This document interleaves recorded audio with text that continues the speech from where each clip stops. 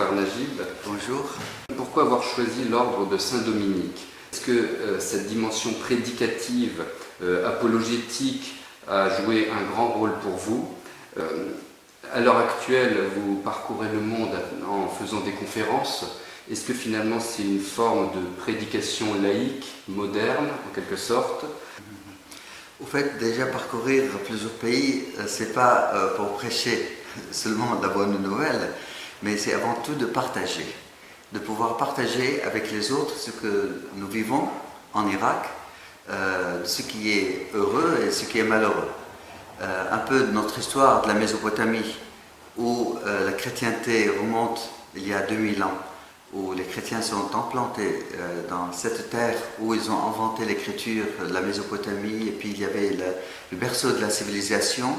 Malheureusement, à travers les siècles, et spécialement ces dernières années et l'année dernière aussi, on a été expulsés de chez nous, on a été chassés par les forces de l'État islamique dites Daesh, et ils ont vidé Mossoul et la plaine de Ninive de ses habitants chrétiens ou yézidis ou d'autres minorités qui ont été persécutées. Donc en venant ici en Europe et un peu partout, c'est de pouvoir seulement partager la souffrance de ces gens-là, de ces familles qui n'ont plus rien. Et aussi, c'est un appel au monde entier de dire ça suffit, il faut arrêter la violence, il faut vivre la paix, il faut vivre la fraternité, parce que nous sommes des frères dans l'humanité avant qu'on soit des ennemis dans les religions. Et c'est un des principes dans lesquels je crois beaucoup, et je veux vraiment le partager, c'est de mettre en priorité l'humain avant le religieux, parce que nous sommes humains avant de devenir religieux ou de telle ou telle religion. Donc il faut partager ce qui nous unit et à ne pas trop en parler ce qui nous sépare. Donc c'est important aujourd'hui, c'est un message pour le monde entier, combattre tout ce qui est violent, arrêter la violence et semer la paix et l'amour et l'amitié entre les peuples. Donc les religions sont là pour donner une valeur pour l'être humain et non pas aller tuer les autres au nom d'un Dieu, on ne sait pas quel Dieu il est. Et c'est impossible qu'un Dieu demande à aller tuer ses frères. J'aimerais aussi revenir sur le regard des chrétiens d'Orient sur l'Occident. Lors du vernissage, vous avez évoqué par exemple Saint-Louis, les croisades, donc d'une certaine manière une image épique de la France. On pourrait évoquer l'histoire. En 1860, par exemple, Napoléon III organise une expédition pour défendre les chrétiens en Syrie. Par contre, en 1895, quand débute l'extermination des Arméniens, le gouvernement n'intervient pas vraiment. Est-ce qu'aujourd'hui, vous trouvez que finalement, l'action de la France est à la hauteur de vos espérances, est à la hauteur de son histoire? Au fait, l'histoire de la France avec l'Irak, elle n'est pas née d'hier. Elle est là depuis le Moyen-Âge. Et c'est très important aujourd'hui vraiment de donner une grande importance, pas seulement cette amitié franco-mésopotamienne ou franco-irakienne, mais avec le monde entier. C'est pourquoi moi je dis que cette amitié ne veut pas et ne vaut pas aussi de dire que les autres sont exclus. Aujourd'hui, il faut chercher l'homme persécuté partout dans le monde, qu'il soit en Afrique ou en Asie ou en Amérique ou n'importe où. Donc donner la valeur pour l'être humain. Donc cette amitié depuis Saint-Louis, où il y avait un siècle justement d'amitié à travers les Dominicains aussi, et avec l'Orient, il y avait des relations admirablement bien.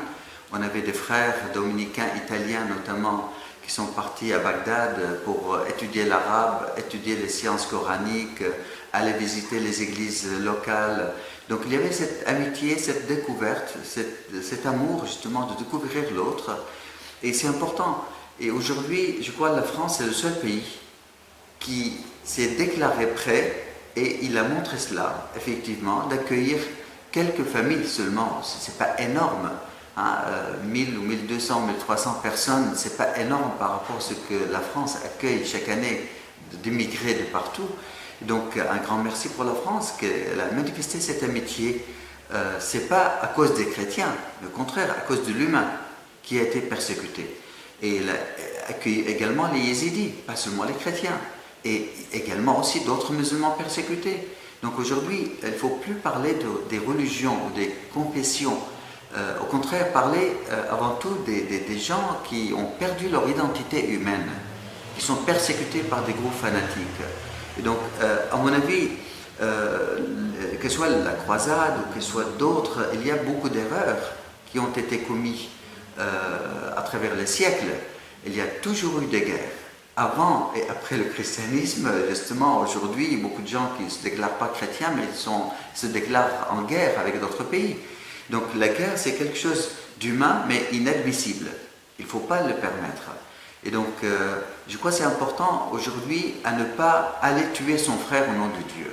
C'est interdit. Hein, et il ne faut pas admettre l'un tue l'autre au nom de la liberté, au nom de, etc. Donc, comme on a fait ici en France également, tuer des êtres humains parce qu'ils nous ont blessés dans notre foi ou dans notre valeur, il y a les lois. Il faut que les lois quand même prennent leur valeur et leur rôle, au moins ici en Europe. Déjà en Orient, il y a les présidents, il y a des groupes qui dominent un petit peu les pays ou des fanatiques qui dominent les pays. Mais en Europe, il ne faut pas en être la même chose. Il faut que la loi prenne son rôle tout à fait pour imposer l'unité, la fraternité et l'égalité aussi entre les gens. Donc, aller jusqu'à tuer au nom de Dieu, aller tuer au nom de livres saints, et au nom d'une ou d'autre religion, c'est inadmissible, qu'ils soient juifs ou chrétiens ou musulmans. Est-ce qu'il y a une mission civilisatrice particulière des chrétiens ou du christianisme? Est-ce que le recul du christianisme en Orient à l'heure actuelle est synonyme d'avancée de la barbarie? Je crois que c'est le contraire. C'est l'avancée de barbarie qui commence à faire reculer pas seulement le christianisme, mais les autres minorités qui remontent au début de l'humanité, notamment les Mazdéens, les Zoroastriens, donc les Yézidis, toutes ces croyances qui sont là avant la naissance du monothéisme. Déjà, les trois religions qui se disent de Dieu, mais de Dieu qui s'entretuent entre eux, hein, à travers les croyants. Et c'est pas acceptable, bien sûr. Et donc, l'avancée des djihadistes ou des groupes fondamentalistes ou fanatiques, hein, qu'on les appelle Daesh aujourd'hui, qui est vraiment le résumé de toute la violence qui existait auparavant. Et donc, c'est ça qui fait reculer les minorités ou les religions ou les gens qui ne sont pas protégés. Notamment, les chrétiens ne sont pas du tout protégés parce qu'ils ne sont pas partis dans l'un ou l'autre camp de ces chantages, ou ces bagarres, ou ces batailles qui existent actuellement en Orient. Nous sommes des gens que nous voulons semer la paix et la fraternité et la non-violence. Mais les gens qui cherchent ces valeurs sont très souvent persécutés et tués. Et c'est pourquoi l'avancée de la barbarie, justement, ces groupes de l'obscurantisme qui commencent à chasser les autres. Et on dit pourquoi le christianisme recule actuellement en Orient et dans beaucoup de pays arabes. S'il n'y a pas la violence, s'il n'y a pas les massacres en Arménie ou en Turquie ou ailleurs ou en Irak, et les gens ne seraient pas partis, n'auraient pas quitté leur pays. Personne ne quitte son pays pour rien. Donc il y a la violence qui est derrière tout cela. Et malheureusement, ce n'est pas seulement l'année dernière, mais depuis plus que 1000 ans, 1400 ans à peu près, nous sommes en train d'être chassés de chez nous. Et nous sommes nous sommes devenus des nomades. Parce que nous cherchons une terre d'accueil dans laquelle nous pouvons vivre notre foi et nos valeurs d'une manière humaine et en même temps la partager avec les autres. À l'heure actuelle, il y a beaucoup de célébrations autour du génocide arménien. Est-ce qu'il y a un regard oriental particulier sur le génocide arménien? Au fait, le génocide en soi, qu'il soit arménien ou chinois ou japonais ou africain ou autre, le génocide, c'est un crime contre l'humanité. Hein? Il ne faut pas l'admettre et il faut dénoncer tout cela. Et les pays dans lesquels ça a été produit, ce genre de génocide, parce que ce n'est pas seulement en Turquie qui a été commis ou en Arménie, mais il y a eu partout, en Afrique beaucoup, en Asie, etc. Donc Aujourd'hui, avec toute l'avancée de la technologie, les droits de l'homme, etc., aujourd'hui, il faut stopper cette violence.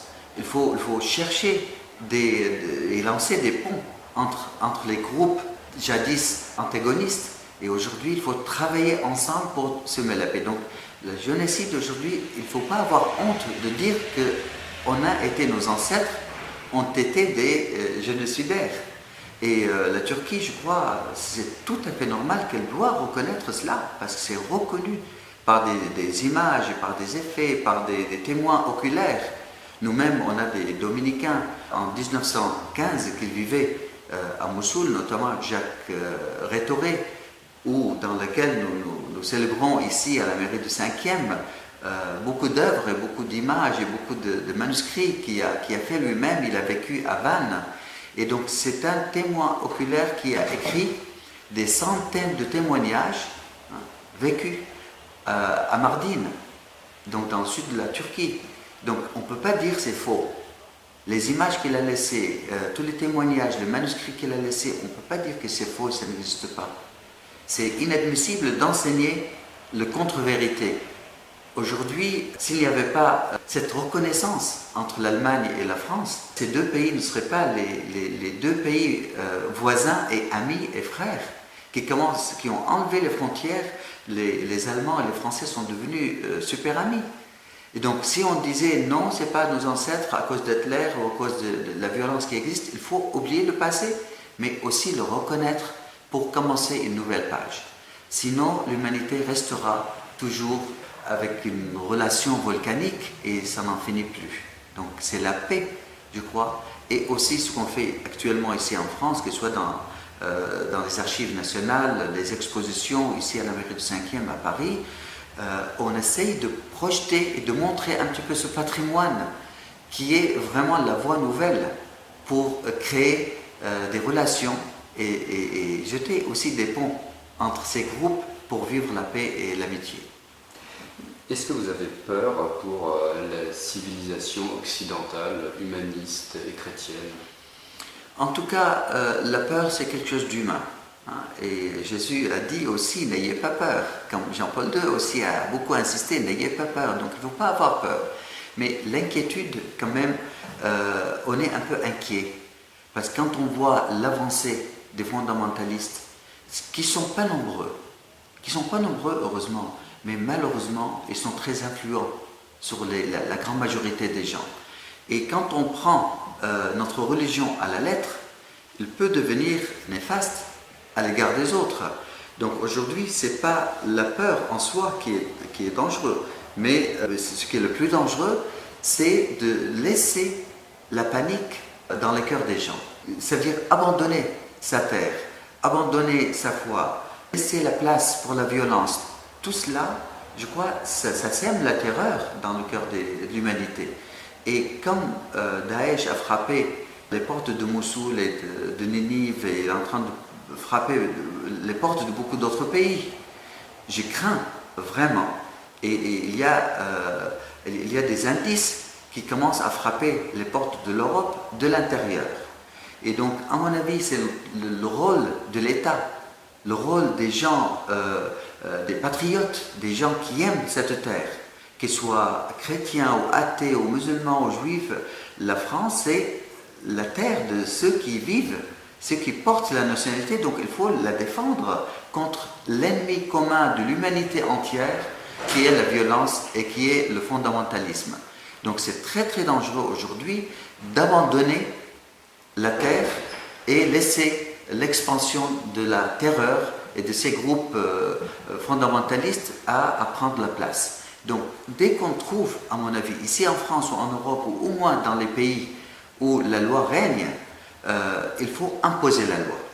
Il faut contrôler ces groupes et être vraiment sévère à leur égard pour purifier un petit peu la nation de ces groupes fondamentalistes qui essayent à nuire à la liberté du monde entier.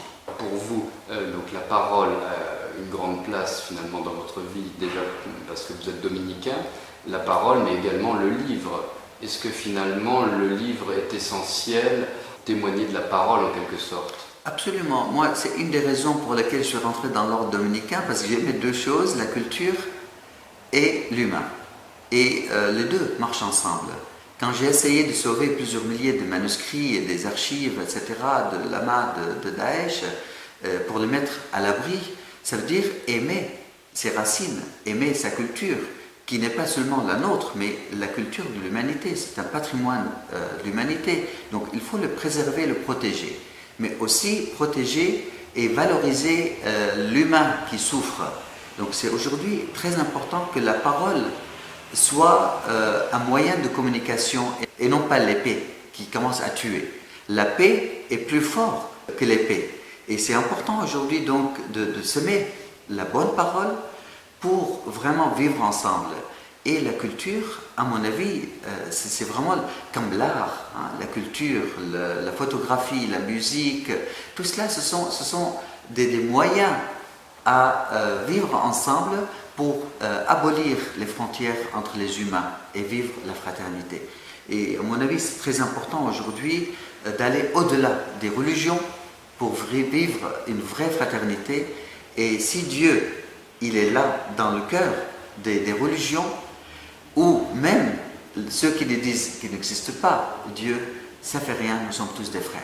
Il faut que l'acte soit le premier moyen qui témoigne un peu des valeurs humaines et que nous puissions effectivement donner quelque chose à notre monde qui est malheureusement déchiré, mais je crois demain ça sera mieux qu'aujourd'hui.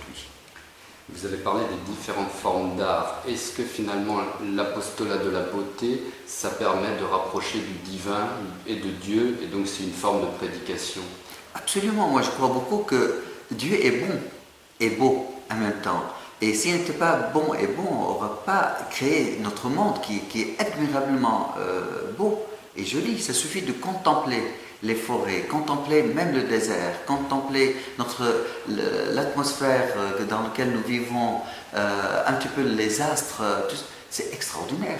C'est un mystère qui cache derrière tout cela, qu'il soit Dieu derrière tout cela ou par hasard, comme dit d'autres, n'importe. Notre monde est beau, il faut le garder et le visage de l'être humain, c'est la plus belle chose, je crois, qui existe dans la création.